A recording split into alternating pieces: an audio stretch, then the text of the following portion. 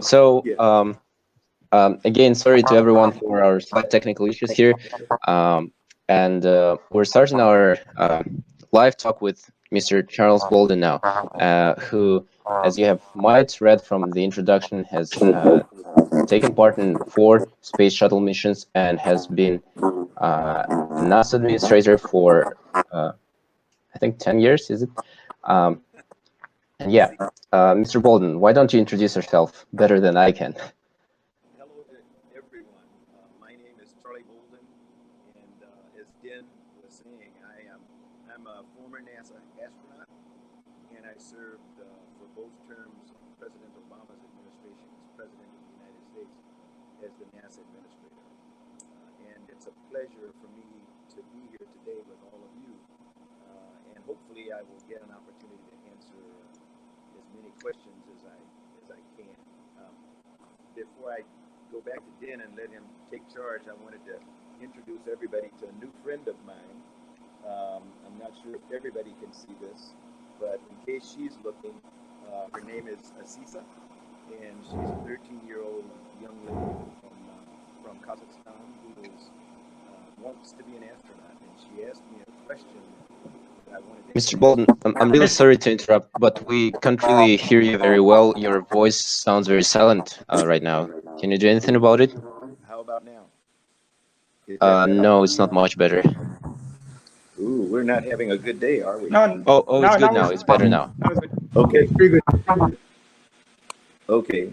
I was talking about Asisa, the young lady, and I was going to answer her question first, and then let you go back and ask the other questions, Dan, if that's okay. Sure. Yeah. Asisa asked about how does the young lady, particularly someone from Kazakhstan, become an astronaut? And I was going to say she's already well on her way. She's very proficient in 4 languages, and she has a plan.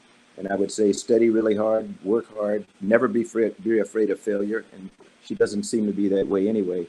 But I would recommend a book for her, and that book is called Handprints on Hubble, like handprints on Hubble, the Hubble Space Telescope. It's written by my crewmate from the Hubble Space Telescope mission, and we're celebrating our 30th anniversary today of the deployment of Hubble. But Dr. Kathy Sullivan wrote the book, and it's sort of an autobiographical sketch, but she also talks about all of the people around the world who were involved in building and making and launching and operating the Hubble Space Telescope. So Isisa, if you're listening and you have an opportunity, try to get the book Handprints on Hubble, and Dr. Kathy Sullivan has some really good pointers on how to overcome adversity and become an astronaut. Back to you, Dan. All right, thank you very much. So for the viewers, I will briefly explain the format. I will hand over to each of the speakers. The speaker would briefly introduce themselves and then ask up to 2 questions. And if we have time at the end, we'll move on to the questions from us. We have more questions than 2 from person.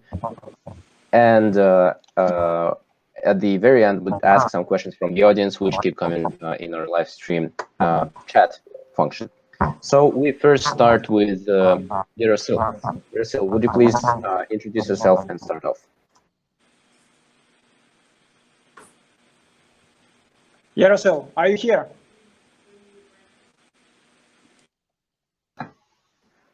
All right, we cannot reach Yerasil. Why don't we move to Medina right now? Hello, everybody. Mr. Charles Bolden. I'm very glad to meet you. My name is Medina Kalel. I have 2-year experience in space industry as operator of Kazakhstan Science and Technology satellite, KazSat, and as a beginning systems engineer. Dan, unfortunately, I'm not hearing Medina, but is she asking any of the questions that were sent to me earlier? She's just introducing herself. I'll repeat her question to you once she's done with it. Do you hear? No? Okay. I can hear you, Medina, so please go on. I'll just forward the question. Okay. I'm a beginning systems engineer in Galam LLP. It's a joint venture of Kazakhstan Garage Sapere and Airbus Defense and Space.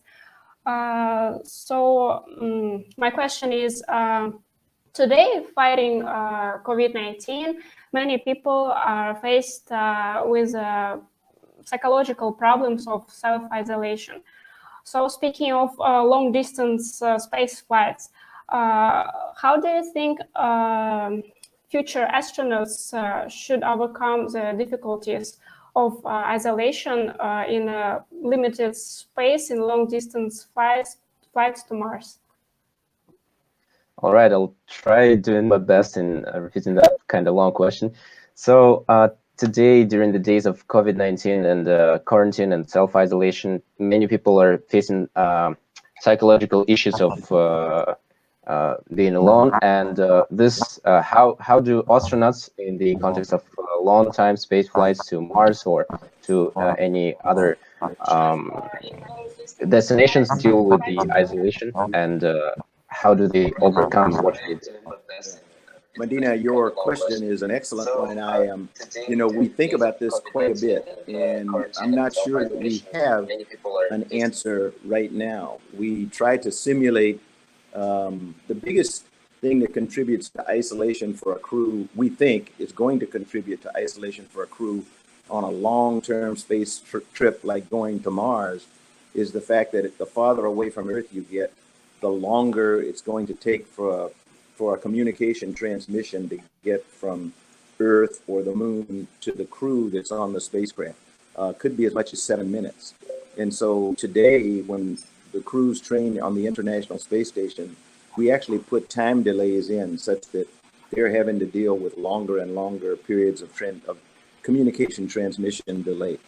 The question you asked is something you added in that it's a psychological factor, and that's one of the things that I'm not certain we have given sufficient consideration to, because if you think about going on a trip to Mars and about a week out, you look back at planet Earth and it's a little speck, and you also realize that it's going to take minutes for your voice to get back to your loved ones on Earth. I'm not sure that psychologically we know exactly how a person is going to deal with that. I don't know that we have a way to train for that. So it's a challenge. NASA's and our partners in ESA and Roscosmos and the Japanese Space Agency and the European Space Agency are all working on right now, but I'm not sure we have a solution yet. Okay. Thanks for your answer. My next question is, as widely known, NASA helped SpaceX in the development of Falcon rockets. Now, Kazakhstan government wants to attract startups to space industry. As former NASA administrator, could you please advise what is the best to do? Share technologies and then organize a space venture fund, incubator, or something else? All right. So, could you now, Kazakhstan? I unfortunately kind of misheard the first part of the question. I can send it in a chat. Oh yeah, that would be good, I guess. Mr. Bolden, you can see the message, the Medina's question in the chat.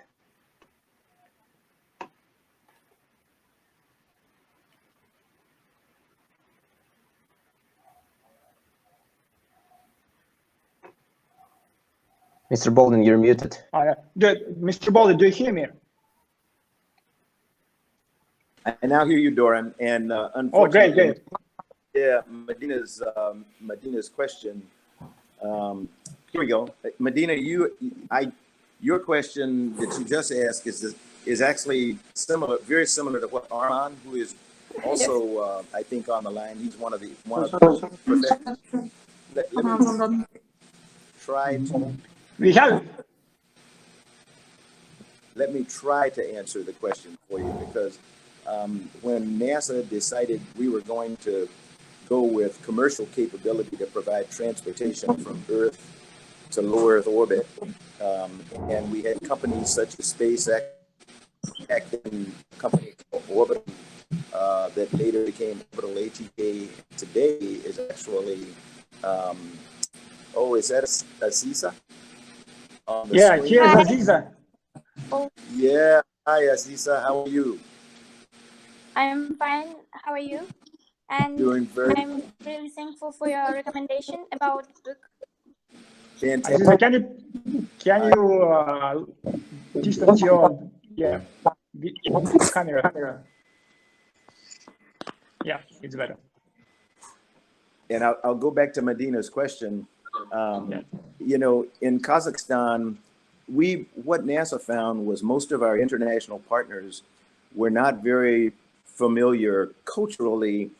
They were not very familiar with what we call commercial space. NASA uses private industry to do the construction of almost everything we have. We do build satellites because we have people who are really brilliant engineers. But for launch vehicles, NASA never built launch vehicles. We always went to the private sector to have the launch vehicle built. And then we bought it and we owned it and we operated it. The big difference today with what we call commercial space is that we have gone out to companies like SpaceX. We invested in an additional amount with them, and in American dollars, it was $500 million to SpaceX, and it ended up being Orbital ATK that also got $500 million, and they had to match that or put in as much as necessary to design and build their own launch vehicles and cargo vessels. And so that's the way that we helped get SpaceX started, and we helped to push Orbital along. And I would say if Kazakhstan has a way to do the same thing with Kazakh industry, that would be the best way for them to get into a commercial type of space operations where it's not owned by the government, but it's owned by the private sector, and the government then purchases a service from the private sector.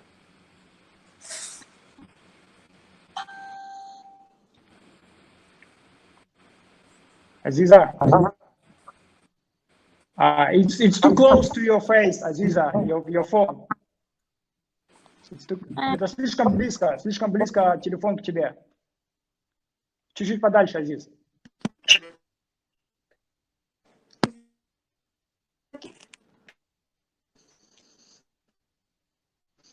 Do you want to say something to Mr. Bolden, Aziza?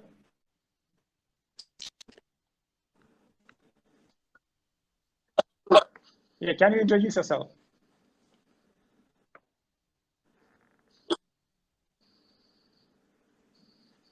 Aziza, can you introduce yourself? Disconnected. I can't hear you. Yeah. Can you introduce yourself, Aziza, please? My name is Aziza. I'm 15 years old. I'm from Kazakhstan, and I have a few questions to Charles Bolden. My first question is, what is his feeling for him that they can become an astronaut? What is his feeling? Well, as you and I were talking a little bit earlier, three things that I always tell a student or anybody who is interested in becoming an astronaut. One is study really, really hard, and you seem to already be doing that. Believe it or not, you speak 3 more languages than I do. I only speak English, so you're well ahead of me there. In your studies, I would say make sure you study math and sciences, but also study the language arts, and it seems like you're really doing that so that you can communicate your ideas intelligently among the people on the teams with which you're going to work. Work really hard at achieving your goals. And then the final thing that you already seem to understand is don't ever be afraid of failure. Be a risk taker. Take chances on things. Don't listen to anyone who tells you you can't do something or you don't belong. You do belong, and you can do almost anything you want to if you set your mind to it and you're willing to study and work really hard.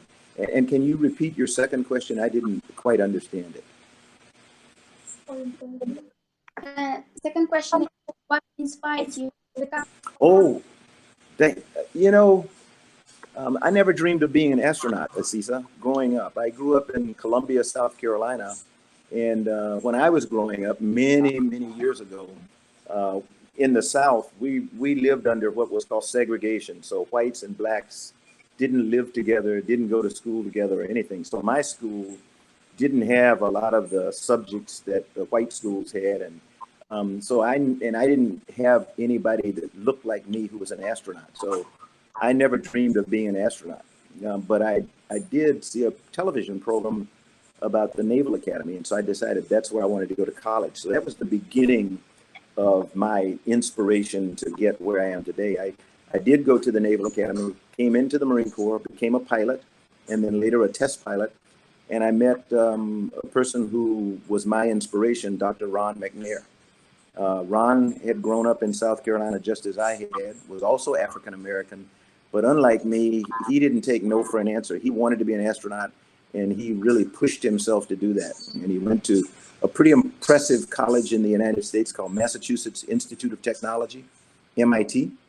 And he earned a doctorate degree, the highest level of educational degree in laser physics, and became a prominent laser physicist, was a 5th degree black belt in karate, and was a very accomplished jazz musician. So a very well-rounded person. I met him, and he asked me if I was going to apply for the space program. I told him not on your life.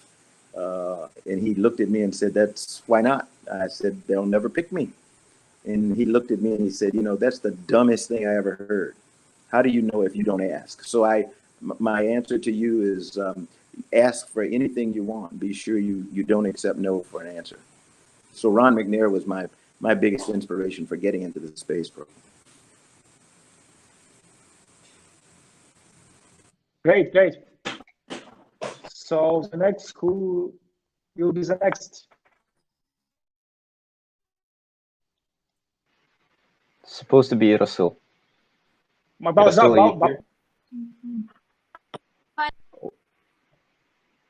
Rasul, if you hear us, please rejoin the conference.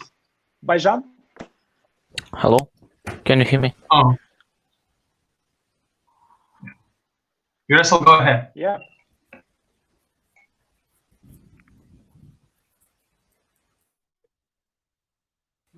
Bajan? Baljan, communicate. I don't hear him, but if you'll do like Den, just since you can hear him, if you can repeat the question, then I'll try to answer. What's your question, Bajan?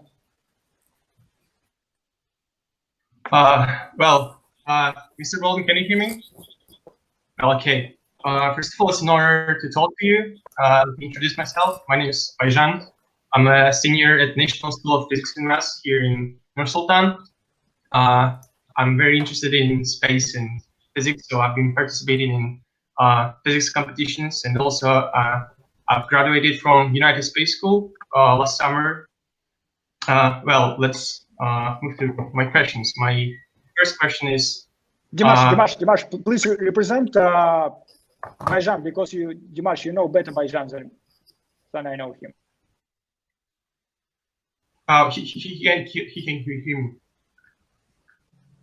My first question is, now, should we explore space and colonize planets, or would it be better to take a lot more years to invest and develop space infrastructure here on Earth, and which could be make it easier in the future?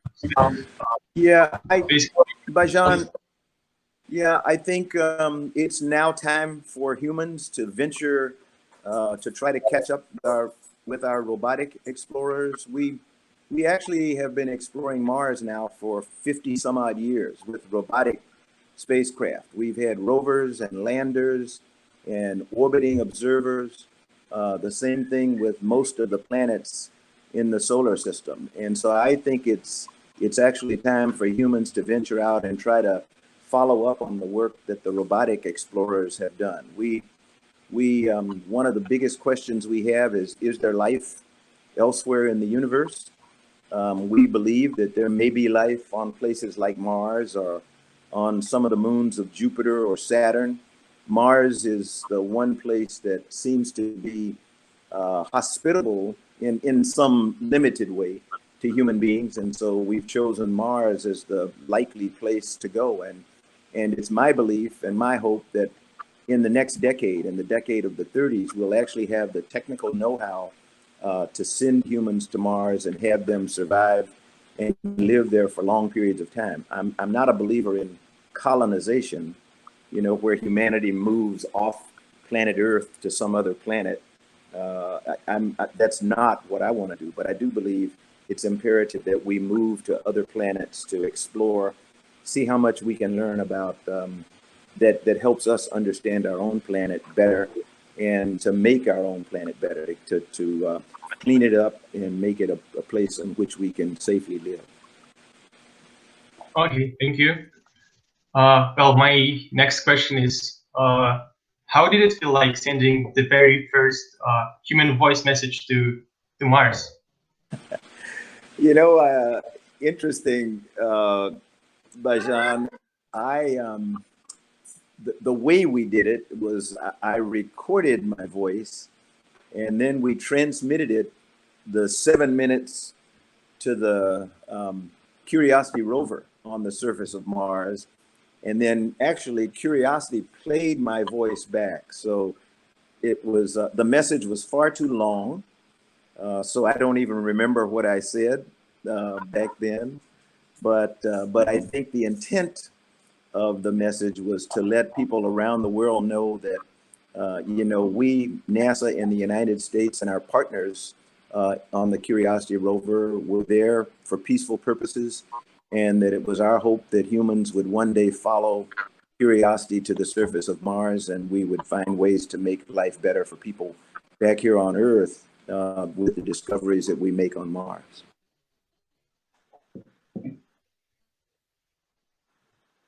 Okay. Thank you, Mr. Bolden.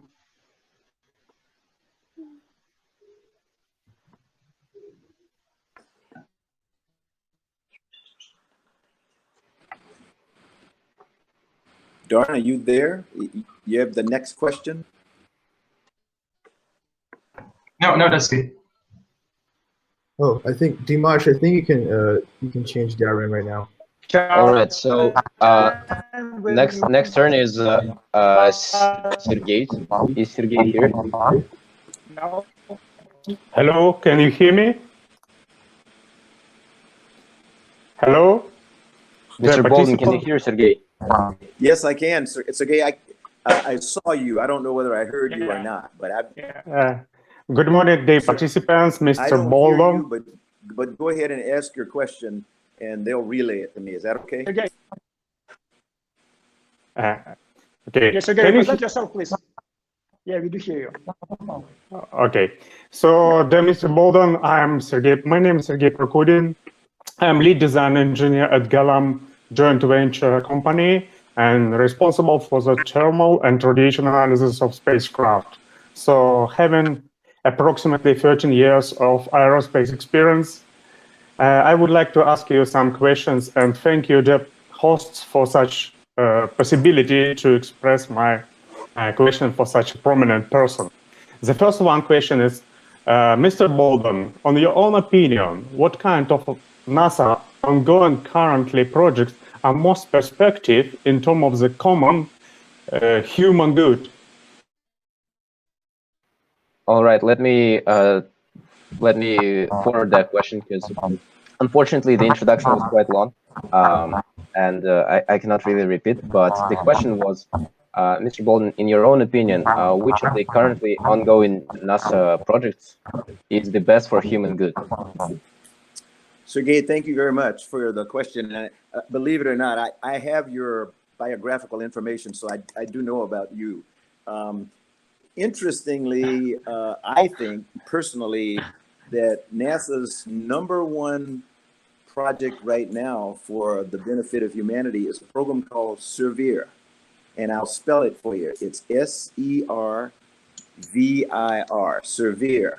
And it's a program that we run jointly with the U.S. Agency for International Development. We have 4 sites around the globe. The one that would be most closely associated with your region of the world is severe Himalayas. And the project collects real-time Earth science data from orbiting satellites and airplanes and everything.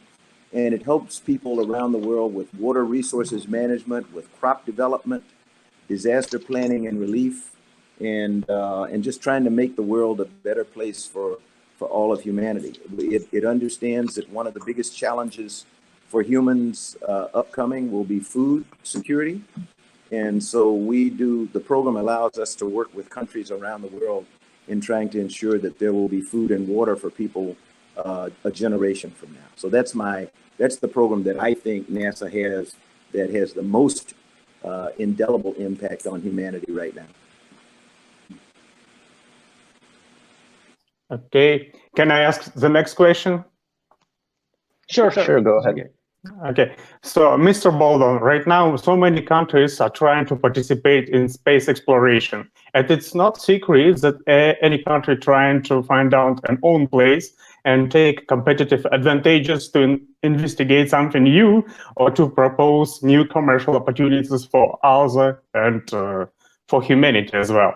How do you think for a country like Kazakhstan, with a small population and limited budget, which is the best way to show off own experience and to take an appropriate place in a competitor challenge?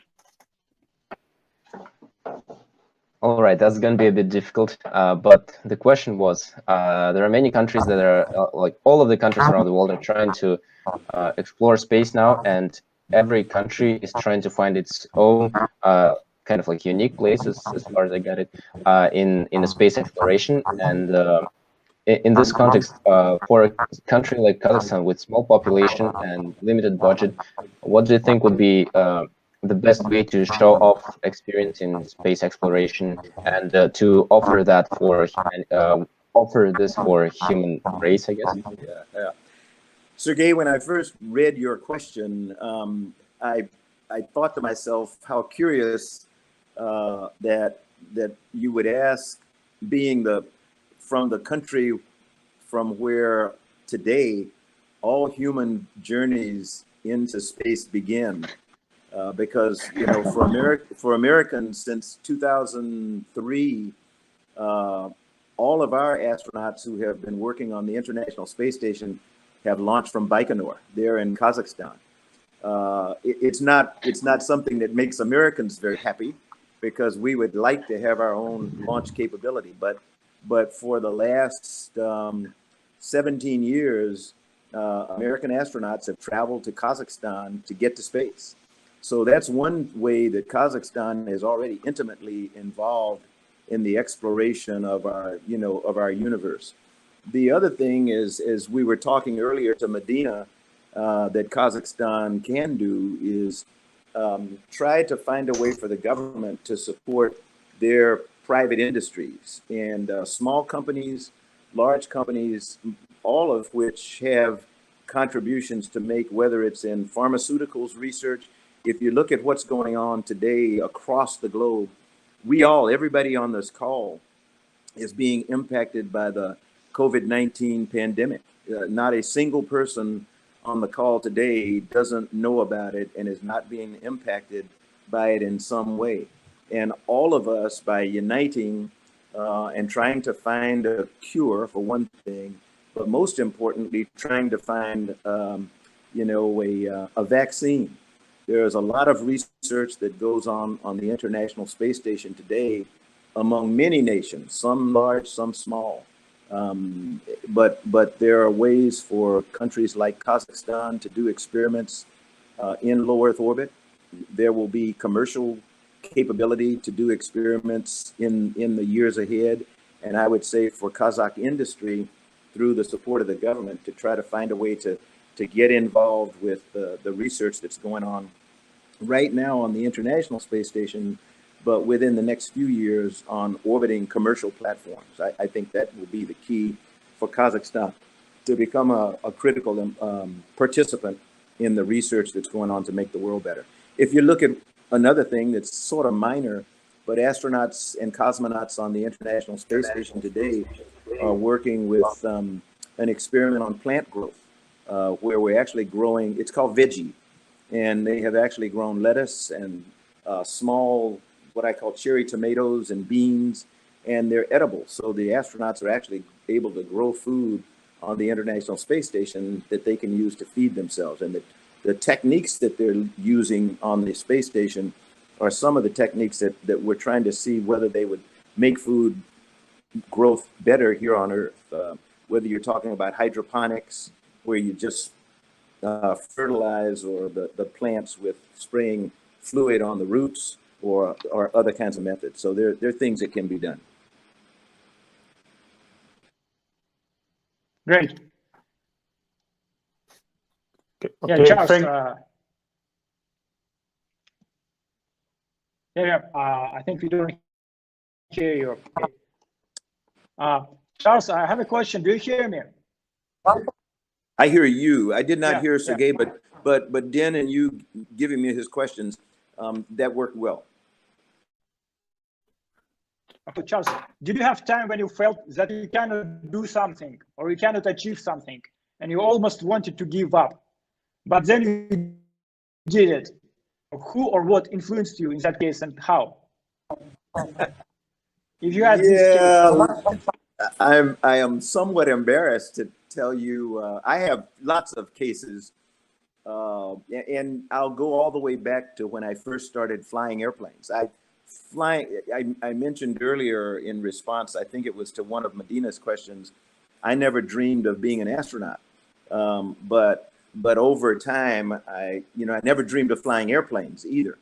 But I went to flight school and I learned how to fly, but I found that one of the things I was very uncomfortable doing was flying what we call formation. And anybody who's ever seen the Blue Angels or the Thunderbirds or any country's flight demonstration teams, you have two planes that are flying really close, sometimes with wing overlap and everything. Most pilots want to be Blue Angels, and so they want to be doing that kind of stuff. I found that I was very uncomfortable doing that when I started my flight training, and I was very poor at it, and I was almost ready to quit. But I had one of my friends from the Naval Academy, who was a year ahead of me, was a flight instructor, and he asked if he could come over and fly with me a couple of times. He tried to find out what was going on, and he found out that I was afraid. I was just literally afraid of being that close to another airplane. And so over a couple of flights, he talked to me and he gradually he took the airplane and flew it, and we flew around, and then gradually he said, okay, put your hand on the stick and just follow me through. And I did that. And over the course of one flight, he helped me to get rid of my fear of flying formation. And later, I loved doing that. And the rest of my career, I did.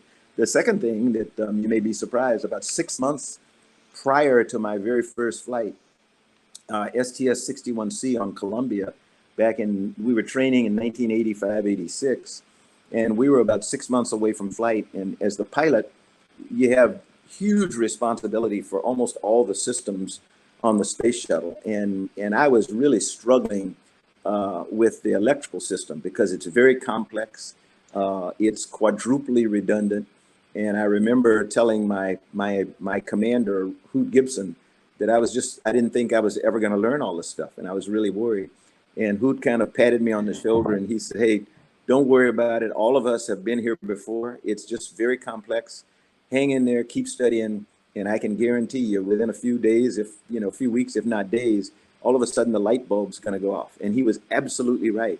As I was telling Aziza, keep studying really hard, work really hard at it, and ask people for help. Sooner or later, it will all come to you. And so he was absolutely right.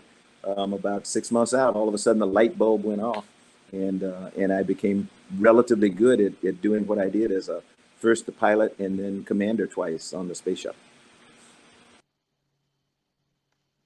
It's great. Thank you for sharing your experience. Charles, do you hear me? Charles? I hear you. Yes. Great, good. Next question. What are the three main questions or challenges in which you are interested, but you don't have answers yet? The three main challenges for traveling to deep space. No, anything. I mean, questions or challenges in which you are interested, but you don't have answers or solutions yet. Yeah, well, I think since we're talking about space and exploration, and my big desire is to see humans get to Mars, among the challenges that we don't have all the answers yet, one of them that we're working pretty well on is how do we enable humans to survive the increased radiation environment in traveling outside Earth's magnetosphere to a place like Mars. We will, when we go back to the moon here in the next few years, we'll have an opportunity to live for longer and longer periods of time in lunar orbit and on the surface of the moon. So we'll be exposed to to radiation outside our magnetosphere, and that'll give us some hints. We think we understand it, and we think we have ways to shield humans, but only time will tell, and actual real experience. So that's one, is how to deal with radiation. The other is how do we deal with what's called entry, descent, and landing? How do you get large spacecraft? How do you get large payloads on the surface of a planet like Mars that has a relatively thin atmosphere, so that you can't, it's really hard to use the atmosphere to decelerate the vehicle to a speed that's slow enough to safely land on the planet. You can use parachutes to a certain extent, but parachutes don't have the effect that they do here on Earth with a really big atmosphere. So entry, descent, and landing. How do we get large payloads, large cargo and landers onto the surface of Mars safely when we finally send humans there? And then I think we talked about one of the other things. Again, I think it was Medina who asked the question, how do we deal with the psychological impact of long-term space flight away from planet Earth, where communications becomes increasingly difficult in terms of time delays? How does the human brain, or how does the human psyche deal with that kind of isolation and that kind of separation from family and loved ones? So those are three of the many things that we're looking at. Great, thank you. We have Arman here. Arman, are you here? Arman Kashkibenkov. Yes, hello. Do you Hi, hear Arman. me? I don't hear you, but go ahead and ask the question. They'll relay it. Okay. Arman, can you present yourself, please, also? Yes, my name is Arman Kashkimbekov, and by the way, I studied in America at Vanderbilt University, did my master's there, and then came back. For the past 5 years. I'm engaged with renewable energy and sustainable development of the country. I'm currently heading sustainable development at UNDP Kazakhstan. So my question, of course, first is quite obvious, coming from this area. From your point of view, Mr. Bolden, what's the connection in mankind using currently in the short-term future renewable energy sources, coming, some of them from space as the sunlight, so that our development and economic policy and social harmony can be present and secure sustainable development of Kazakhstan and of the Earth as the whole. You have been in orbit many times, so definitely you know how it works. So what's your view on that? So this is Arman Kashkinbekov. His question is about how, in general, mankind could use sustainable energy, including solar energy and other sources. And Kazakhstan is also trying to develop in this direction. So as a person who has been in orbit, what is your view on that? Arman, I don't know if you were on the net earlier when I talked about a program that NASA and the U.S. Agency for International Development collaborate on, called SERVIR. But SERVIR is exactly geared toward doing what you do as your life's work in UN sustainable development. We're looking for ways to increase crop output, to help people do water resources management better, to utilize the resources that we have to make our planet more sustainable. We're looking at alternative forms of energy that are non-petroleum based. When we talk about going to Mars, we're looking at, for example, we're looking at nuclear forms of nuclear propulsion or ion propulsion so that we don't have to use organic propellants or petroleum-based propellants. Those are some of the kinds of things we're doing. So even in aeronautics, with dealing with airplanes, NASA's aeronautics division is working on an all-electric airplane that would use solar cells to provide the power for the airplane. We're looking at using organic fuels instead of using petroleum-based jet fuel. We'll use a jet fuel that may be produced from algae or from some other source. So we're pretty busy looking at alternative forms of energy, looking at putting solar farms on the lunar surface so that we can then transmit the energy back to Earth using microwave or laser, who knows what. So those kinds of things are actually in development now between or among NASA and our international partners. Thank you very much. And my second question is from my personal interest, because I'm not in the area of cosmos or space, but sometimes you see different movies, documentaries about the other side of the moon. So the hidden one, which mankind doesn't see. So my question is, have you, what's your information? What's the moon about? Why we are trying to conquer Mars while moon is still unexplored? Visible side, the other side of the moon, how is it there? What information do you have? And finally, as a result of my question, as a follow-up, when the contact will happen of those guys that live on other planets and ourselves? What's your view on that? Thank you. So the question is about that we see many documentaries about the backside of the moon, the one that humanity cannot see from the Earth, and why do we keep trying to reach Mars while there is so much unexplored on the moon yet? So what is your view on the moon? And as a follow-up, what is that the moon to the, I couldn't really get it, but I think to the to those who live in the other planets, what's that like? I think I understand the premise of Armand's question. You know, several things we do know about the moon. We know that the moon has no atmosphere. We know that humans cannot live sustainably on the moon. We don't think we can grow anything there. We believe that there is sufficient quantity of water ice on the moon, but what we don't know right now is how much there is and how easy it's going to be to get that water ice and convert it into oxygen and hydrogen that we can use for propellant, the way that many people believe.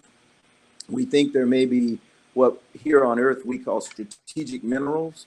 There are minerals that are very valuable that can be used for propulsion or for material as the basis for very strong materials. Things like molybdenum and titanium that are very hard to get here on Earth. Some people believe we may find in great quantities on the moon, but we don't know. What we do know about Mars is that it has sufficient quantities of water in the Martian regolith.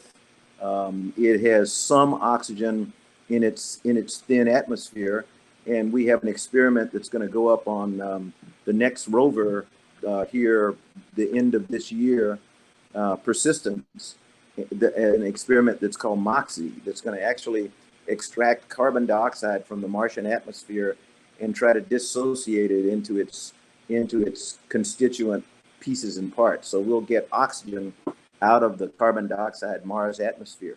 Those are things that we can't do on the moon because it's not there. So the reason we need to go to Mars as opposed to the moon is because we think that life can be sustained on Mars if life is not still there. We believe that life may have once existed there, and it may in fact be there now. I don't think anybody entertains the fact that there, or the idea that there may be life on the moon, or there ever was life on the moon. He asked also about the far side of the moon. I think my science friends tell me, my planetary science friends tell me, it's not the dark side, it's not the other side, it's the far side of the moon.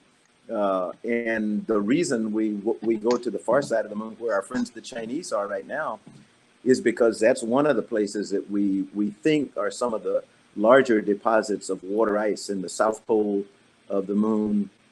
So lots of hope that research and experimentation and exploration on the far side of the moon will produce some of this water ice that we think is there, and enable us to extract minerals and material that will help us to go farther into the solar system. And yeah, Charles, and there was one more question because of the connection is not good.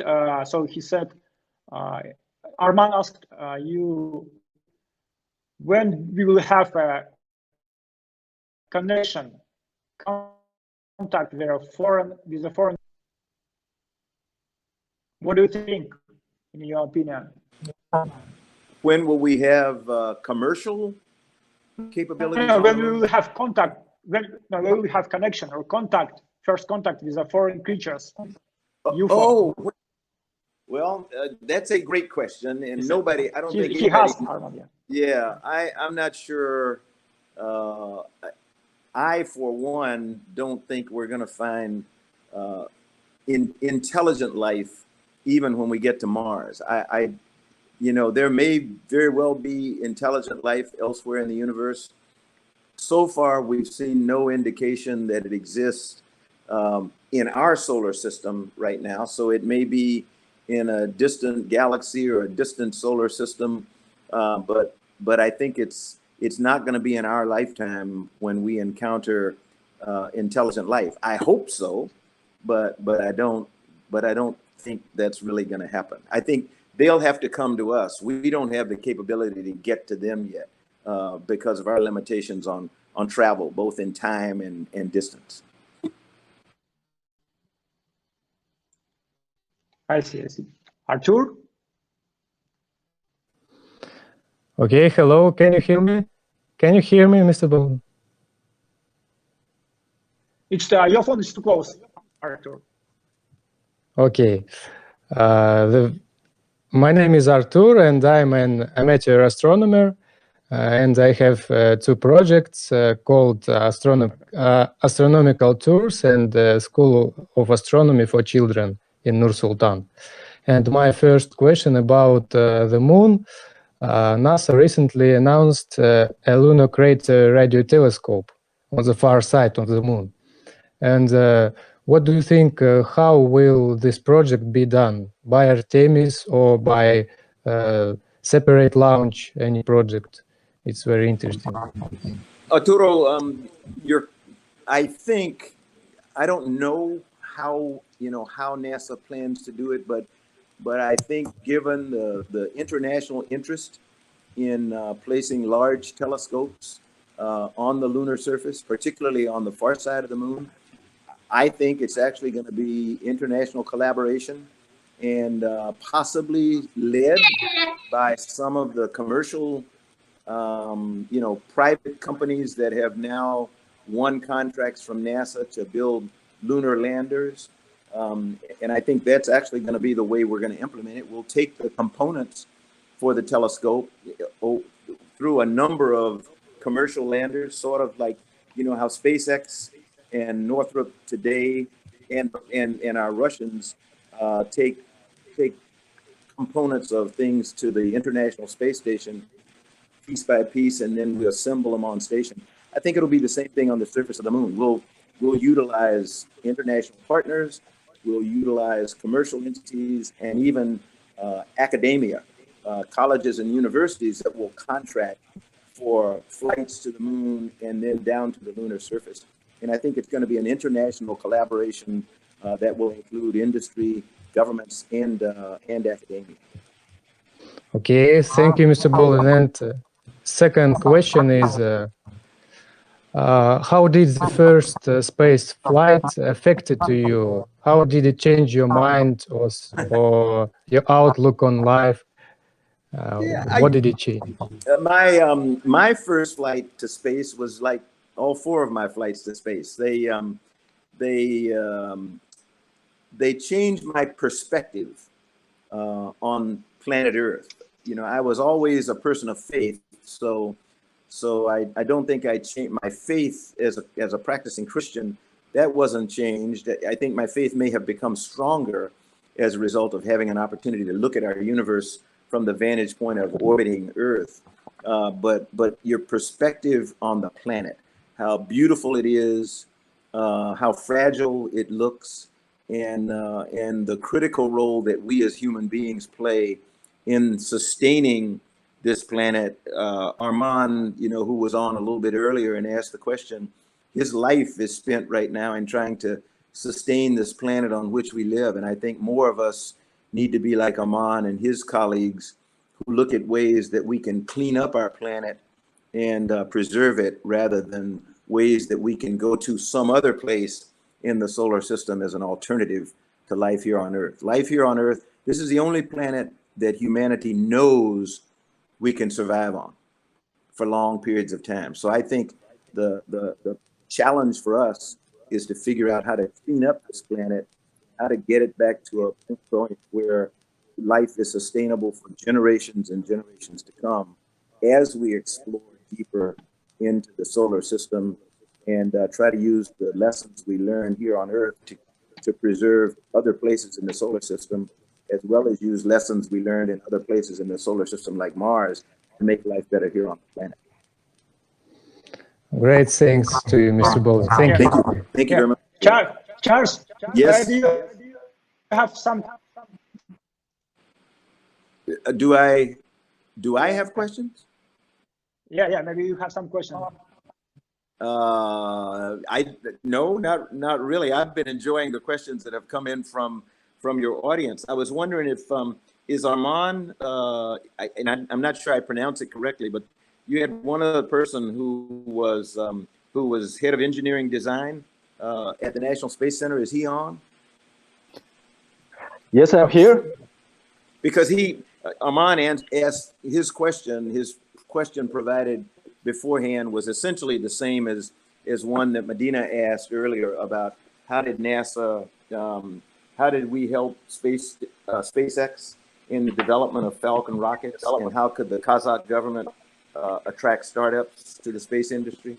Hopefully I answered his question in answering Medina's, but if I did not, then please ask him to clarify it, and I'll try to ask it in the time that we have remaining. Do you have any other students that have questions? Sure. Yep, it's my turn now. Jalin, I'll be asking just one question. Okay, was that excuse me, I'm sorry, Den. Was that a mine that just flashed up? Yeah. Was him. Yeah, that's all right. Go ahead, Den. So yeah, my question is, in your opinion, what is the next step for manned missions after Moon and Mars? So now we're sending manned missions to Mars. What is the next step within the next couple of centuries? Oh, great! You know, there is one organization, and I apologize for not remembering their name, but they have a project that Dr. Mae Jemison is overseeing right now called the 100-Year Starship. And they're actually looking for ideas, looking for people to stretch their imaginations and figure out how we get to another galaxy. You know, how do we make it possible to leave this solar system and even leave our own galaxy, the Milky Way, and travel to an adjacent galaxy somewhere? That's going to take unbelievably different types of propulsion. And it may even bring in science fiction-y kinds of things like going through time warps and other things that may not even be possible, but today are items in science fiction.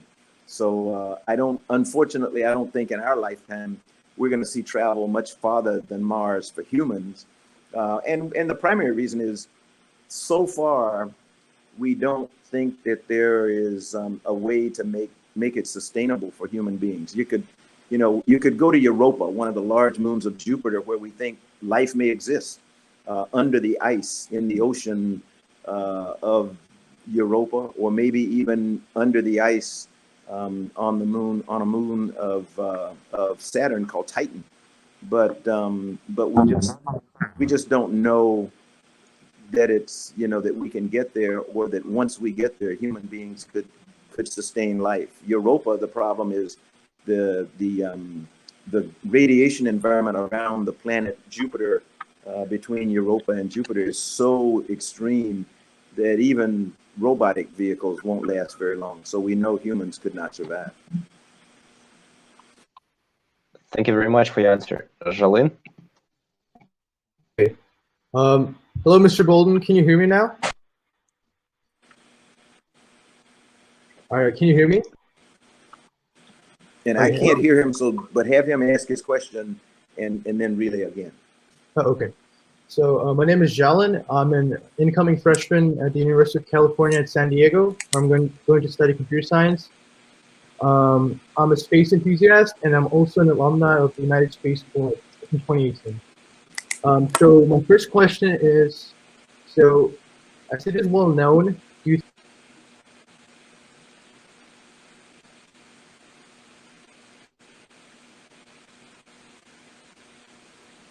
Did we just lose him? Was that Jalin? Yep. Jalin, ask your question in the chat, please. Did he get his question in? No, we lost him. Okay. Okay. Jalin, ask your question in chat, please. Aziza, you wanted to ask a question.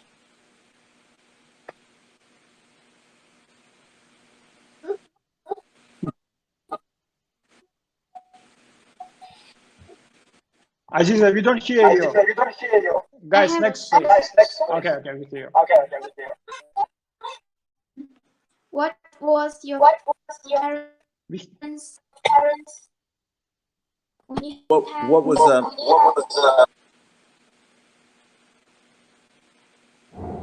Repeat, please, Aziza. That's your first. Did one of you hear it? It was clipped. I think she has something. Aziza, can you repeat, please? My parents. Aziza, unfortunately, we don't hear you. Can you write, please, in the chat? You can write in the chat. What was your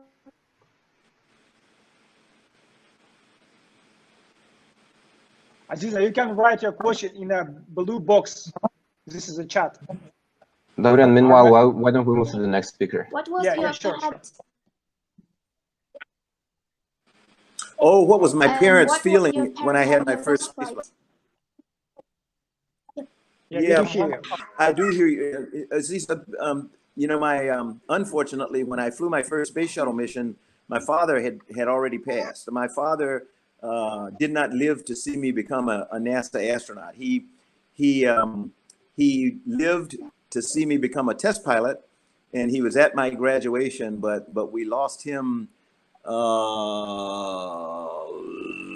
shortly.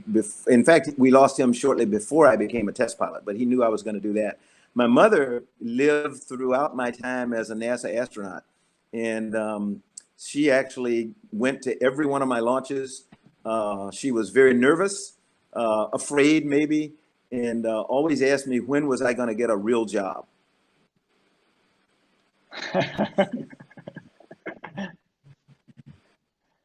So she didn't consider this seriously, your job? She considered it very seriously, but she did not. My mother was very proud. She was librarian. She had been a librarian in elementary school level, intermediate school, and high school before she retired. And I had actually been one of her library assistants when I was in junior high school or middle school. But she was dedicated to students, and she was very proud, I'm certain, of me being an astronaut, but she was not very comfortable with my going to space. She was afraid all the time.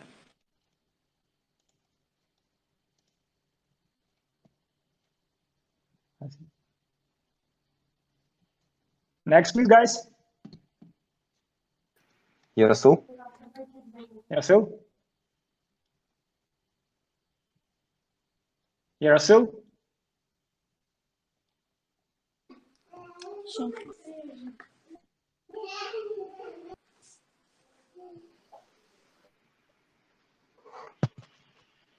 Okay. Do we have another Arman here? Yes, I'm Arman. here. I'm here. Can you ask question? Yes. Mr. Bolden, do you hear me? Hello, Mr. Bolden? Do you hear me? Okay, no worries. I can spell my question here then, and if you can forward it to Mr. Bolden, it will be great. Okay. Here you go. Yeah, my name is Arman Bikimbaev. I'm head of engineering design office in the Galam company. It's the company who is responsible for building satellites in the Kazakhstan. So the question that Madina asked, it actually, yes, it was my question. I just wanted to ask Madina to raise this question to you because I wasn't sure if it will be enough time for the question. But you fully answered it, so it's okay. The only thing I wanted to just clarify, so the government, to support development innovations in the space, government should invest in the young startup companies. That's what was the conclusion of your answer, I think. If it's not, please correct me. And another question is, so it's time when all the countries, most of the countries are already in space, but the space juridical aspects still not settled yet. So, for example, if the moon will be the base for the new minerals, minerals research. In this case, what will be the juridical law, how to use this space on the moon? If it will be the property of whole humanity, or it will be again divided by countries by countries?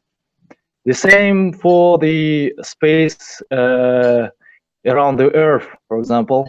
It's a lot of satellites already there, and it coming more and more. And if it would never be the law saying that it's okay to send like 50 satellites on orbit by one company and not like 2,000 of them or 5,000 of them, and this can be decided on the side of like whole humanity governmental organization like UN, United Nations. So what's your opinion about that? When this kind of questions will be settled, will be started to discuss? Thank you very much. So a brief summary of the question. So the space exploration is going on, but the legislative issue of this is not yet established. And for example, if we decide to make moon our property, whose property is it going to become? One country's, one company, or entire humanities? And similarly for the satellites orbiting around Earth. And what is your opinion? When do you think these questions will be established, and by what entity, like UN or maybe something else? Yeah, Aman, I think you probably are aware that there, the Outer Space Treaty, and I forget when it was originated and signed, and unfortunately, I don't think the U.S. is a signatory to the Outer Space Treaty. But the Outer Space Treaty says that no single nation can lay claim to something like the moon or an asteroid or some other body in the solar system or in the universe. Here in the United States, our Congress and the president have signed a couple of bills that say that private companies can lay claim to resources that come from, an asteroid or some other near Earth object, or maybe even the moon. I'm not, I think the UN will probably be where the final arbitration is made. One of the largest growing areas of legal study today is space law, because there are very few actual laws on the books about how people deal with commerce in space. So early on, we actually followed maritime law when humans started going into space. But there is no universally accepted governing body right now. The UN would, in my mind, would obviously be that place. There is a committee called the United Nations Committee on Peaceful Uses of Outer Space, UN COPUOS, and UN COPUOS today has hearings and meetings and deliberations on a lot of the questions you ask about who has control over assets or who has control over resources that come from someplace other than Earth. But today, international law says that no one nation can lay claim to, to a whole body that is encountered in space. And I think that's the way it should be. I don't think any nation should be able to claim an asteroid or the moon or anything else as their own. Thank you very much. I fully agree with you. Can you ask Armand, is it his birthday today? I noticed the birthday, big birthday card behind him that looks like maybe he got that from one of his kids.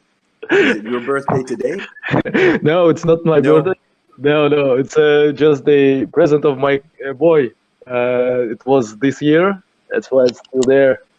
I just never take it out.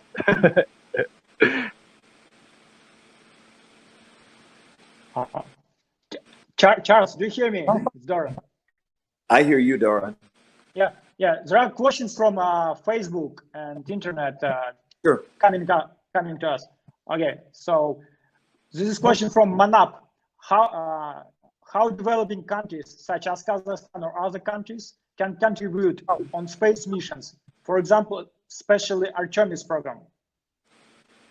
For developing nations like Afghanistan, I think that their participation, like Kazakhstan, Oh, I'm sorry. I thought you said Afghanistan. But as we were talking earlier about Kazakhstan, but it would be the same thing for any developing nation. I think the critical thing for them initially is to find a partner, find a partner nation where they can. Here in America, we have a program for industry that we call the mentor protege program, where a big company sort of adopts a small company that doesn't have experience in working with government and kind of takes them by the hand and helps them to develop experiments or projects or products that can be marketed to the government for use. So I would say a developing country, it would be good if they could partner with an already established spacefaring country.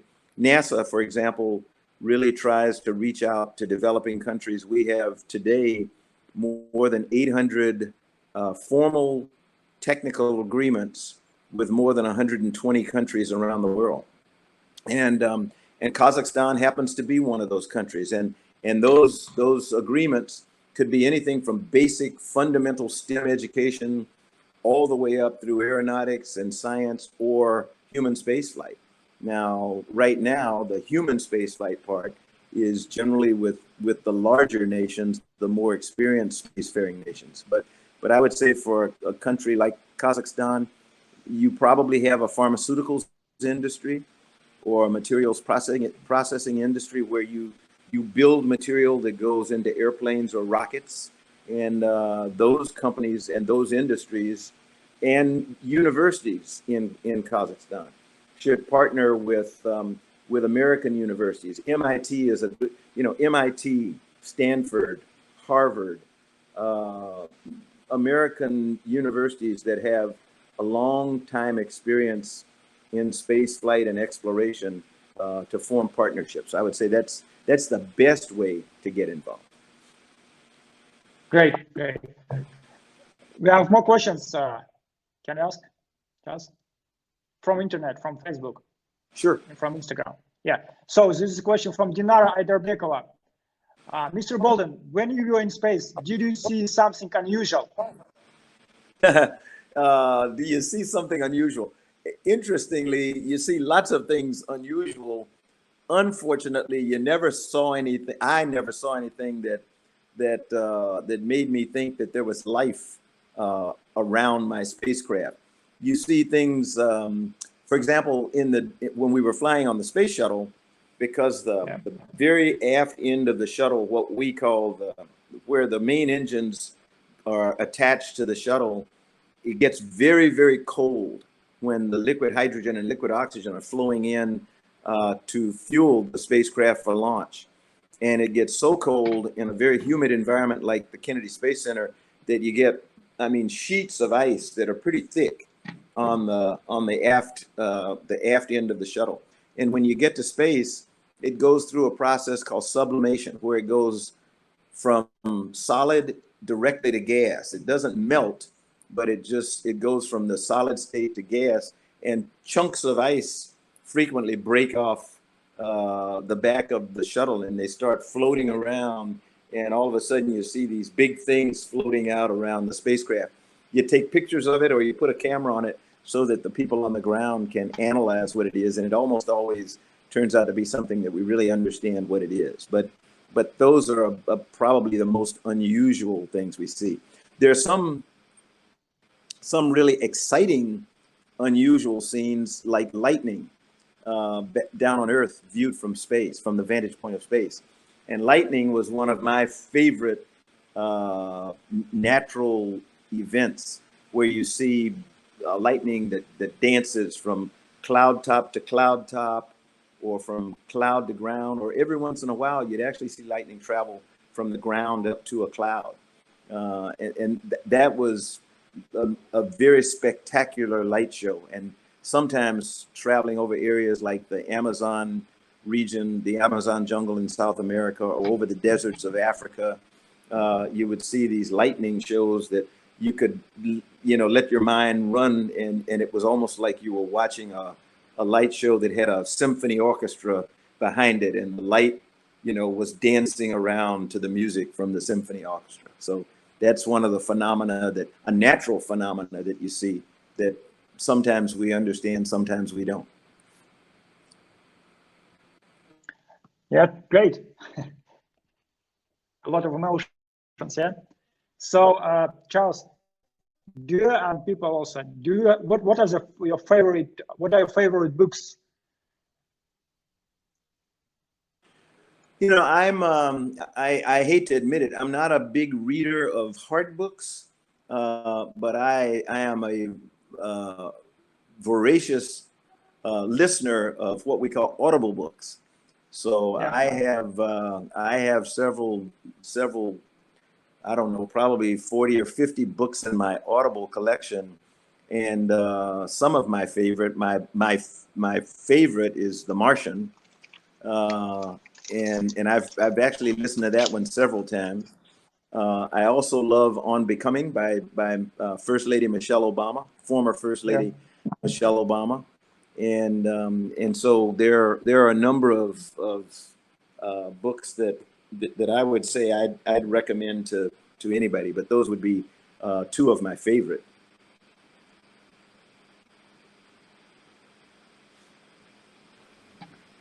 Great, thank you. And more questions are also from people.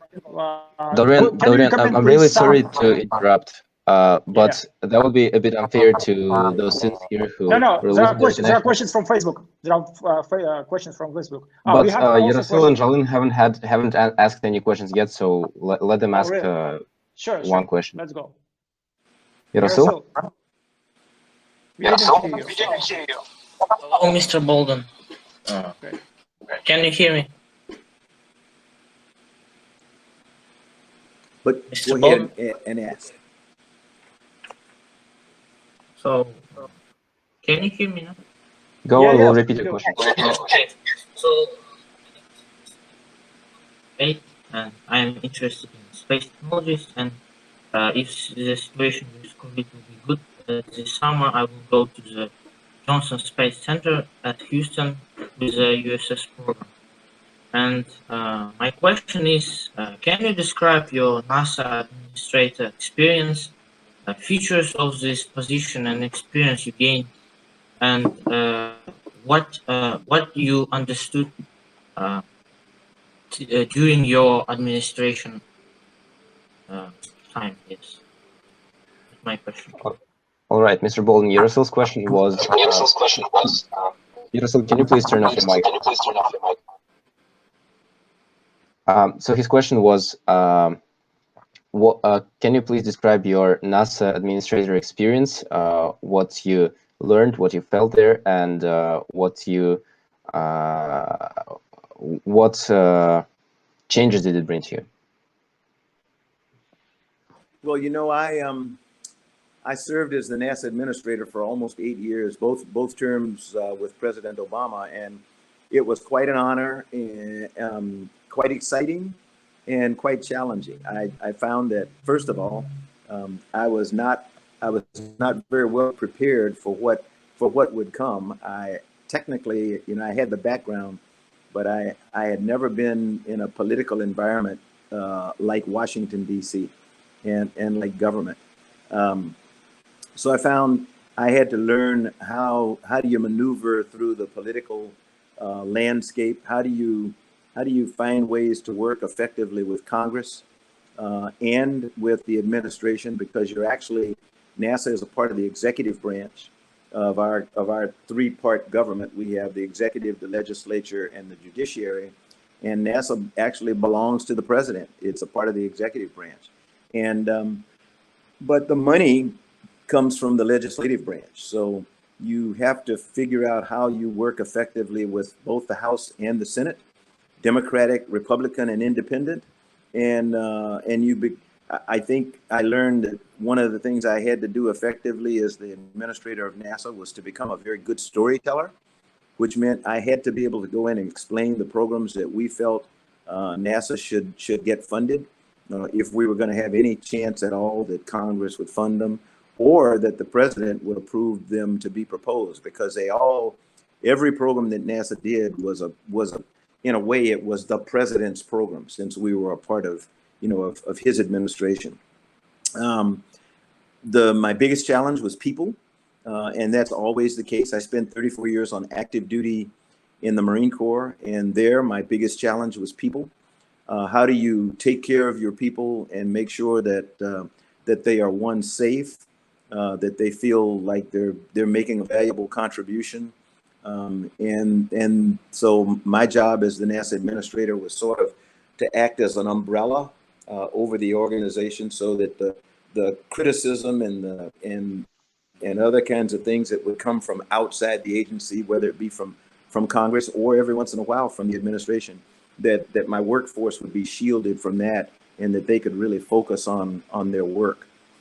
So those were some of the challenges that I had. But again, extremely enjoyable, quite an honor to serve as the NASA administrator, and a real special honor to serve for President Obama. All right. Super delayed, Mr. Bolden.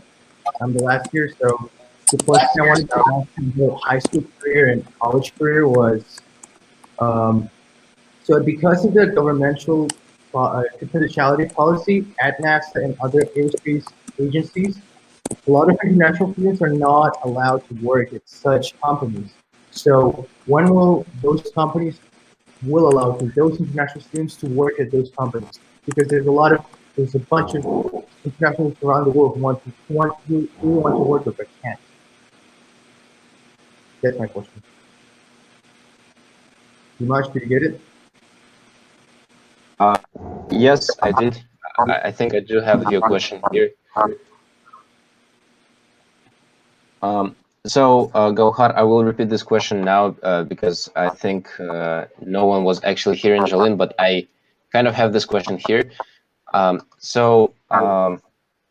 Jalin's question was about that entities like organizations like NASA are often restricted from international students and international members to get an internship or any related experience there. So what would you advise to international students to do to get into there, or maybe to do instead? Jolene, it's today, because of the COVID-19 pandemic, it's extremely difficult for anyone to get into the United States to do anything, but we won't be here forever. And NASA has now a program that is authorized by Congress and the State Department called the International Intern Program.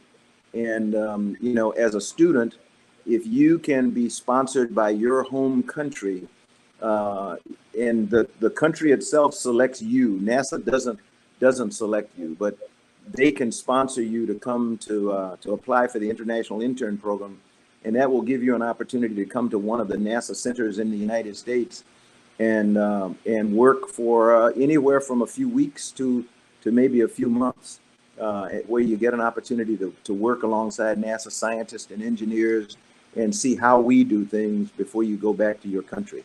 One of the largest countries to participate today is the country of Jordan. And over the years, Jordan has actually had, I think, 16 international interns. So unfortunately, you know, if you're from a country like Iran, it's probably going to be very, very, very difficult to get into the program. But most countries around the world that have satisfactory diplomatic relationships with the United States, if your country is willing to sponsor you and pay for it, you should be able to apply for the International Intern Program. So I would go to the NASA website and look up intern, and then further look up international intern to get all the information on how you apply. Great, thank you, Mr. Great opportunity.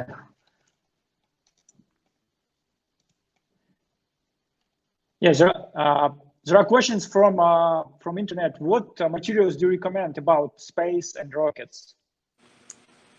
If you're asking what do I recommend someone study if they're interested, I would say any math and science, because actually there is a need for people with expertise in almost every area of every technical area imaginable.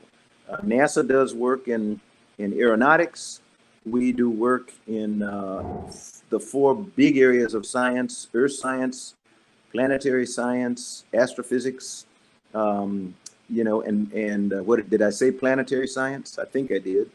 But and then we also do a lot of work in technology development. So looking at the types of materials that are going to be needed, high temperature materials that can withstand re-entry heating when coming back to Earth from places like Mars and the Moon. Those are all kinds of areas that I would say a student who's going to go to college and then go on and get an advanced degree would be well served by looking at propulsion areas, and particularly nuclear propulsion and alternative forms of propulsion other than carbon-based or petroleum-based propulsion.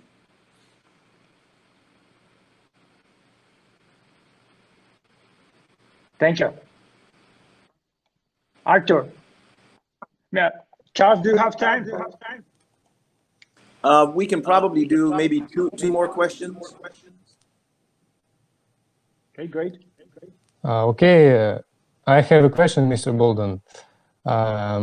In your opinion, what human traits, qualities, and values are most important for achieving goals or for to become a great leader or a big spread of sphere? Yeah, Arturo, let me, I think the most important characteristic for an individual, yes. no matter what line of work they're interested in, would be to develop the characteristic of integrity.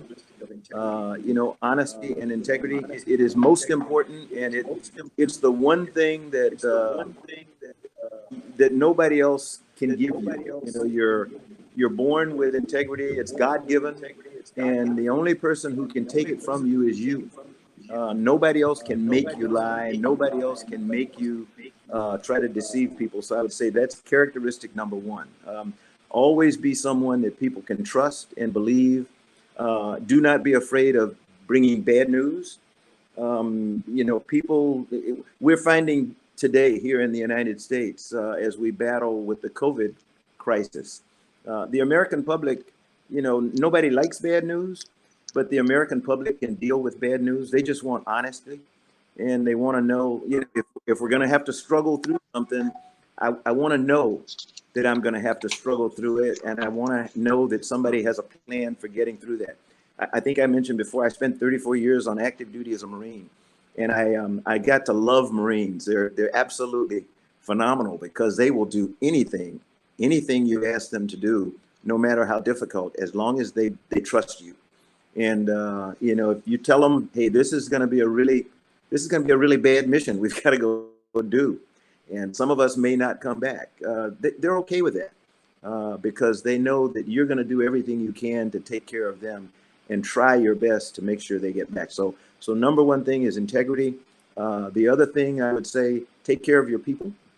If you're in a job that has other people who are working with or around you, take care of them and they'll take care of you. You know, don't worry about yourself. People who trust you and believe in you will take care of you. So take care of your people. That's the other thing.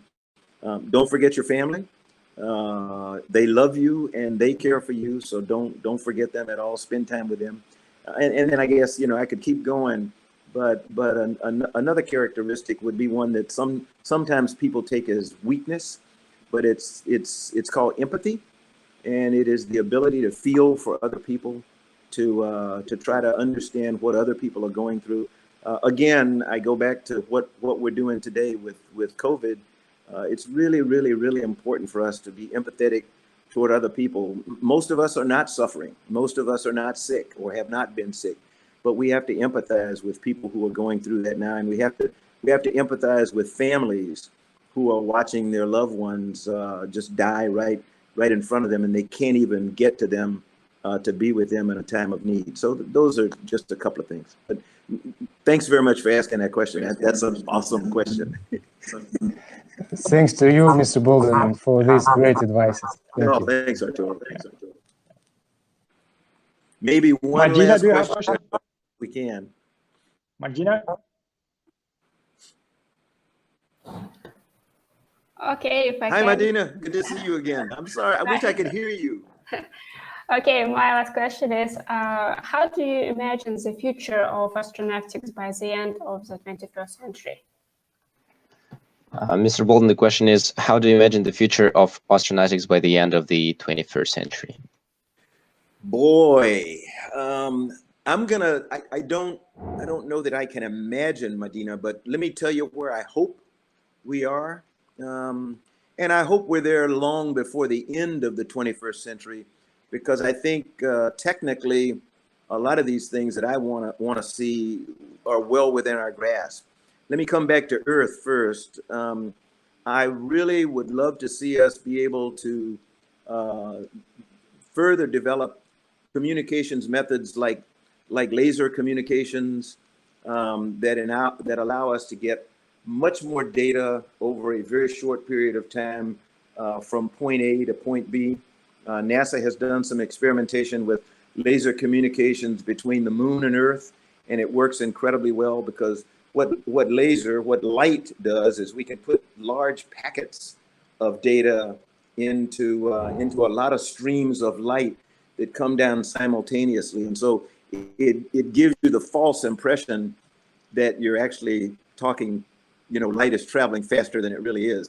It's still traveling at the speed of light, but you're packing so much data into each of those streams of light. So that's one of the things that I would like to see us get better and better and better at. Laser communications. I've heard people talk about quantum communications. I don't have any knowledge about it at all, but it sounds good. So anything that enables us to communicate quicker or more efficiently among ourselves. I really am looking forward to us developing alternative forms of propulsion that enable us to go faster and faster and faster. A friend of mine with whom I flew twice, Dr. Franklin Chang Diaz, has in development a fusion rocket that's called, or an ion rocket that's called Vasimer. Anybody who saw the movie The Martian, or whatever it's called in your country, when the Chinese spacecraft went to save Mark Watney, they actually were using Vasimer engines, and that was what enabled them to travel so fast. So alternative forms of propulsion. I would love to see us further develop low Earth orbit such that commercial entities, non-governmental entities, control the operation in low Earth orbit for both commerce and the good of humanity. So those are just a few of the things, Medina. I could go on and on and on and on, but I won't bore you there. So, but let me say, because I've got to go, I want to thank all of you. Doran, thanks so much for the idea, and Den for you and everybody else on the team. I can't thank you enough for allowing me to meet with all these people, and Gawker for your interpretation, although I didn't get to hear any of it, but it seems like it worked really well. But it's been a pleasure for me to work with you all today, and I look forward to doing this again someday. Oh, really? So great. Thank you very much, Mr. Bolden. And it's really incredible that you could spend time with us and share your knowledge. And I think a lot of professionals and the young people in Kazakhstan and different countries also are inspired by your experience. They would pursue the professional their ways in innovation, technology, and space. Thank you, Mr. Bolden. Thank you all very much, and have a great day and a great evening. Thank you. Thank you. Yeah. All right, everybody, stay healthy. And you too. Thank you, Mr. Bolden. Thank you. Yeah, we wanted to thank you. Thank you.